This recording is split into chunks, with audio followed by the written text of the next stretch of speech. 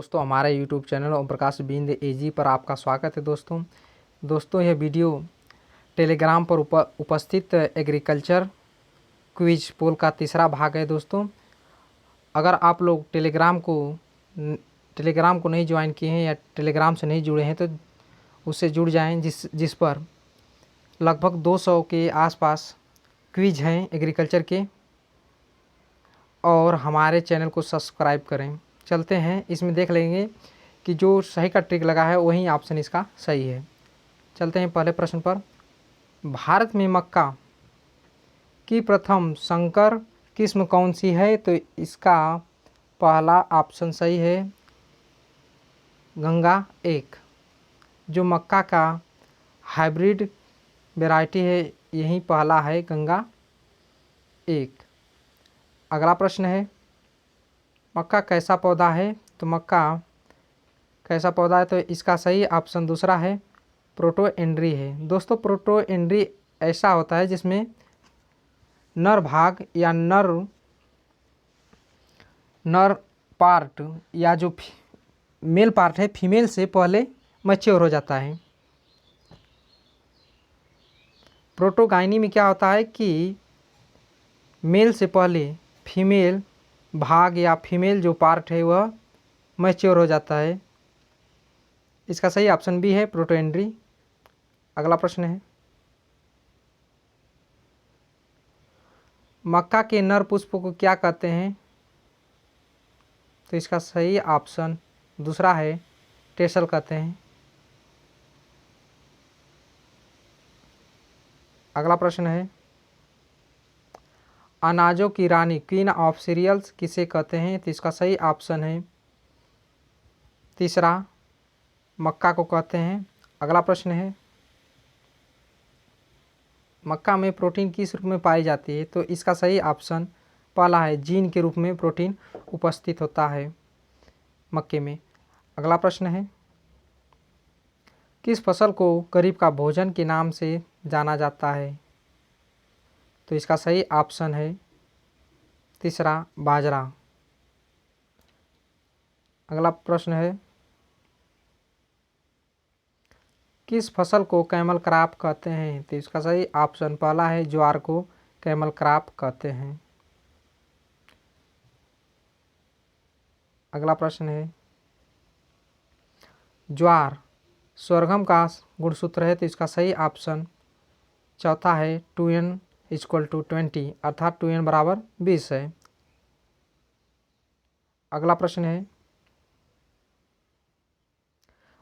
हरित बाली रोग green ear disease किस फसल में होता है? तो इसका सही ऑप्शन बी है, बाजरा में होता है।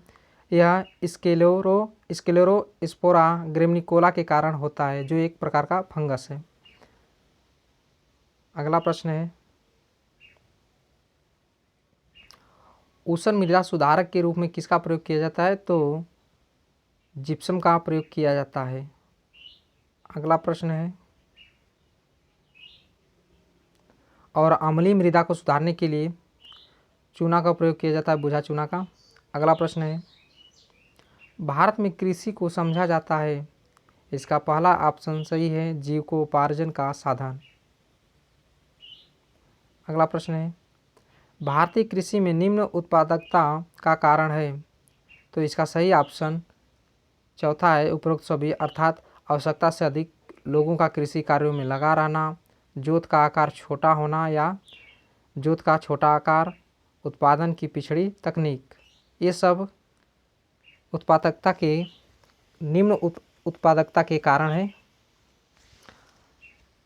अगला प्रश्न है, जेली के लिए फलों में पर्याप्त मात्रा में होना चाहिए? तो इसका सही ऑप्शन दूसरा है, पेक्टिन। जेली बनाने के लिए पेक्टिन अति आवश्यक तत्व है या फिर उसका अवयव है। अगला प्रश्न है, किस पंचवर्षीय योजना में कृषि ने ऋणात्मक विकास प्रदर्शन किया? तो ये इसका पहला ऑप्शन सही है, तीसरे में। अगला प्रश्न है, भारत में सर्वाधिक सिंचित क्षेत्रफल वाला राज्य कौन सा है? तो इसका सही ऑप्शन है बी, उत्तर प्रदेश। अगला प्रश्न है, कपास उगाने के लिए अच्छी मृदा कौन सी है? तो इसका सही ऑप्शन तीसरा है, काली मृदा। अगला प्रश्न है, कौन सी उर्वरक कार्बनिक है? तो इसका सही ऑप्शन ए है, यूरिया। यूरिया में नत्रजन एमाइड के रूप में होता है और नत्रजन यूरिया में 46% होता है, नाइट्रोजन 46% होता है यूरिया में। अगला प्रश्न है, विटामिन B1 को और किस नाम से जाना जाता है? तो इसका सही ऑप्शन दूसरा है, थायमिन। अगला प्रश्न है, बोनसाई क्या है? इसका सही ऑप्शन पहला है, बोनसाई एक जापानी कला है जिसमें पौधों को अधिक बौने अवस्था में गमलों में लगाया जाता है। अगला प्रश्न है,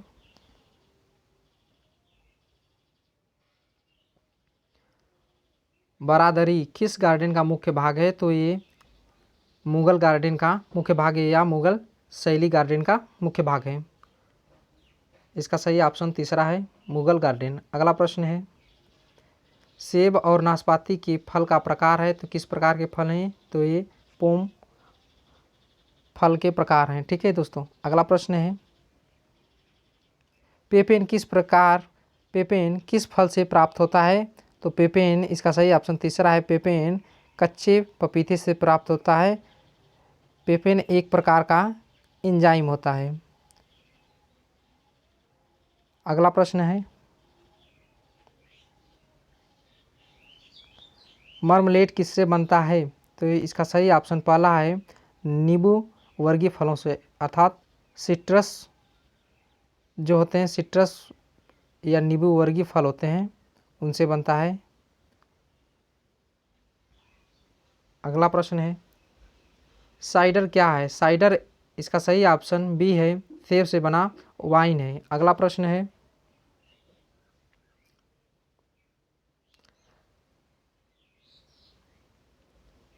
फूल गोभी का खाया जाने वाला भाग कहलाता है? तो इसका सही ऑप्शन चौथा है, कर्ड कहते हैं जिसे खाया जाता है।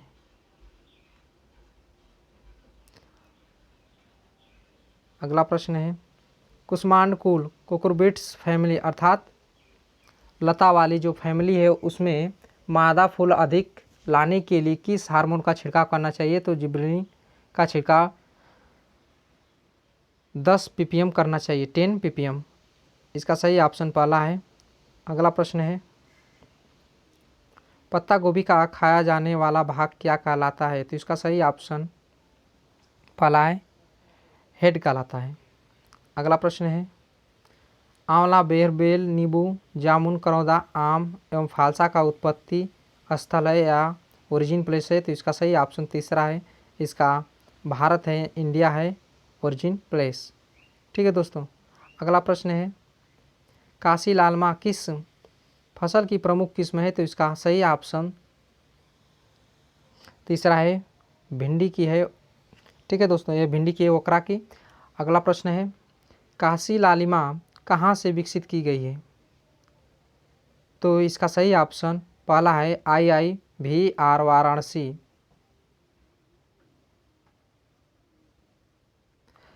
दोस्तों, यह काशी लालिमा अभी हाल ही में विकसित की गई है, जिसका भिंडी का है यह किस्म, जिसका कलर लाल रंग का होता है। अगला प्रश्न है, किस सब्जी में आयोडीन सबसे अधिक पाया जाता है? तो इसका सही ऑप्शन है तीसरा, भिंडी में, और दूसरे स्थान पर है प्याज में। अगला प्रश्न है, पूसा सावनी और पूसा मखमली किस फसल की प्रमुख किस्में हैं? तो इसका सही ऑप्शन तीसरा है, भिंडी की। अगला प्रश्न है,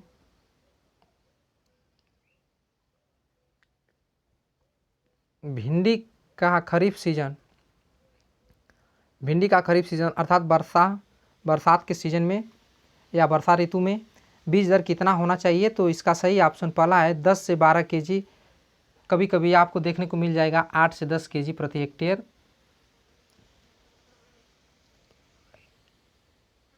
और यहाँ पर है 10 से 12 केजी प्रति हेक्टेयर है, इसका सही ऑप्शन पहला है। और दूसरा है जो दिया है 18 से 20 केजी प्रति हेक्टेयर, तो यह समर सीजन अर्थात गर्मी के लिए, गर्मी के मौसम के लिए उपयुक्त है बीज दर, सीड रेट। अगला प्रश्न है कीटों द्वारा परागण पॉलिनेशन को क्या कहते हैं, तो इसका सही ऑप्शन है दूसरा एंटोमोफिली। अगला प्रश्न है हवा द्वारा पॉलिनेशन को क्या कहते हैं, तो इसका सही ऑप्शन है तीसरा एनीमोफिली। अगला प्रश्न है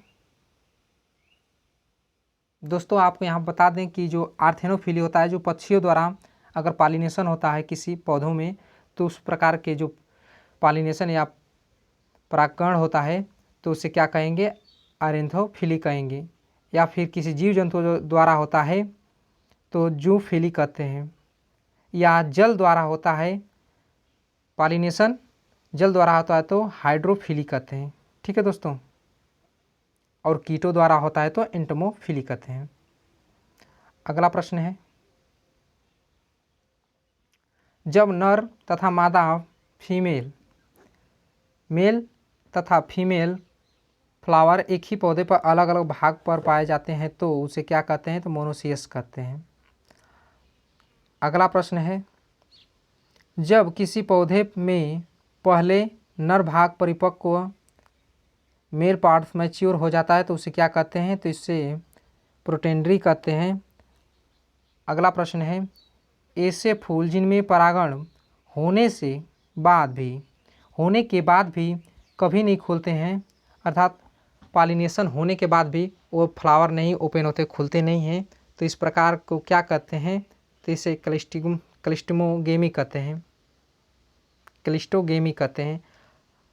अगला प्रश्न है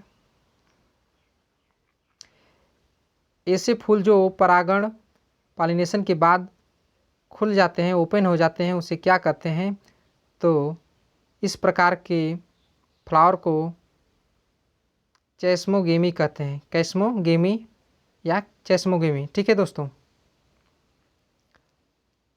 अगला प्रश्न है ललित किसकी वैरायटी है, यह इसका सही ऑप्शन दूसरा है अमरूद की।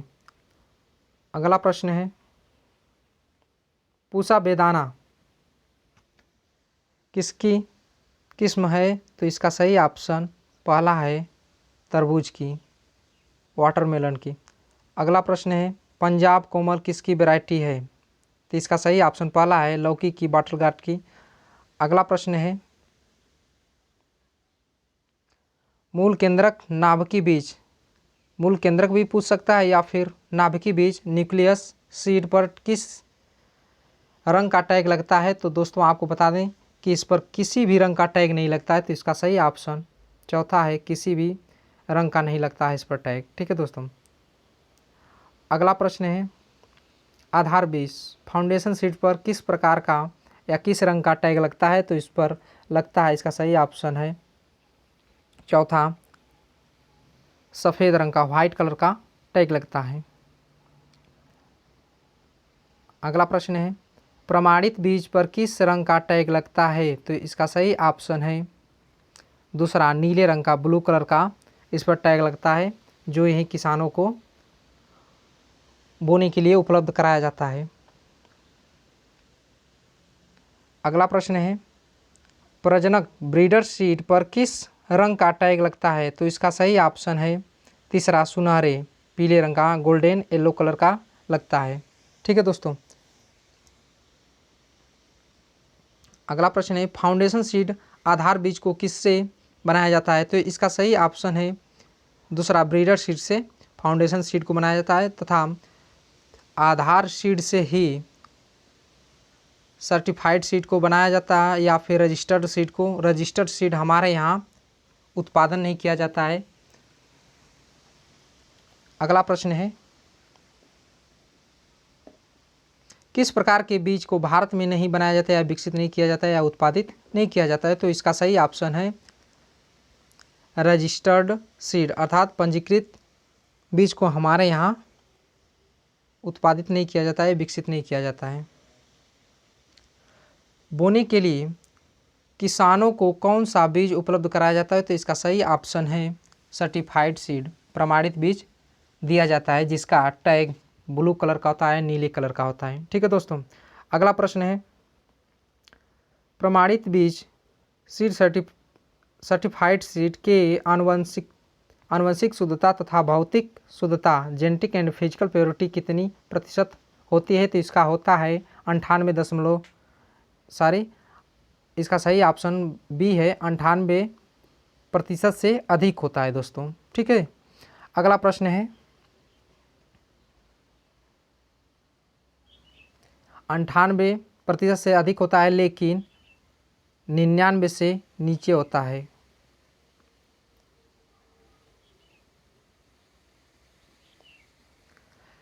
अगला प्रश्न है एक समान ऊंचाई के बिंदुओं को जोड़ने वाली काल्पनिक रेखाएं क्या कहलाती हैं? तो इसका सही ऑप्शन पहला है कंटूर रेखाएं, कंटूर कहते हैं, इसे कंटूर कहते हैं। ठीक है, अगला प्रश्न है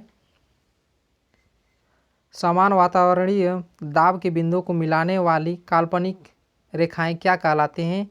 तो इसका सही ऑप्शन है बी आइसोबार। ठीक है दोस्तों, अगला प्रश्न है समान तापमान के बिंदुओं को मिलाने वाली रेखाएं क्या कहलाती हैं? तो इसका सही ऑप्शन है तीसरा आइसोथर्म। अगला प्रश्न है समान वर्षा की मात्रा के बिंदुओं को मिलाने वाली काल्पनिक रेखाएं क्या कहलाती हैं? तो इसका सही ऑप्शन बी है या दूसरा है आइसोहाइट। अगला प्रश्न है समान हवा की गति के बिंदुओं को मिलाने वाली रेखाएं क्या कहलाती हैं? तो इसका सही ऑप्शन पहला है आइसोटेक। अगला प्रश्न है दोस्तों वाष्पोत्सर्जन किस यंत्र से मापा जाता है? ट्रांसपायरेशन। ठीक है दोस्तों, तो यह थोड़ा सा कन्फ्यूजन में डाला था दोस्तों, जो हमारा जनरल एग्रीकल्चर का 6वां भाग है उसमें हम आपको बताए थे कि टेलीग्राम पर आपको उपलब्ध हो जाएगा। तो दोस्तों आपको उपलब्ध कराएं, इसका सही ऑप्शन क्या है? पोटोमीटर। ठीक है दोस्तों, और जो नीचे दिया था लाइसो या एरोमीटर, तो लाइसोमीटर आपको दिखा दे रहे हैं, यहाँ पर बता दे रहे हैं कि वाष्पीकरण वाष्पोत्सर्जन इवापो ट्रांसपायरेशन के जो किस यंत्र से मापा जाता है? तो इसका पहला पोटोमीटर था, तो इसका वाष्पोत्सर्जन इससे मापा जाता है, और जो दूसरा है लाइसीमीटर, यह इसका मापन वाष्पीकरण तथा वाष्पोत्सर्जन के लिए इस यंत्र का प्रयोग किया जाता है।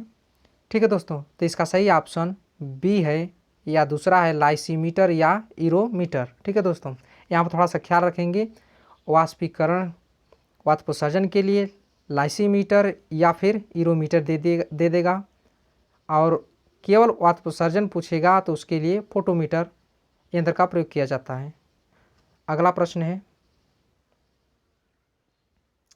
कृषि वर्ष एग्रीकल्चर ईयर होता है, तो यह 1 जून से 31 मई तक होता है। इसका सही ऑप्शन पहला है। और दोस्तों आपको बता दें दूसरा जो ऑप्शन है 1 अप्रैल से 31 मार्च तक, ये वित्तीय वर्ष होता है जिसे फाइनेंशियल ईयर बोलते हैं। दोस्तों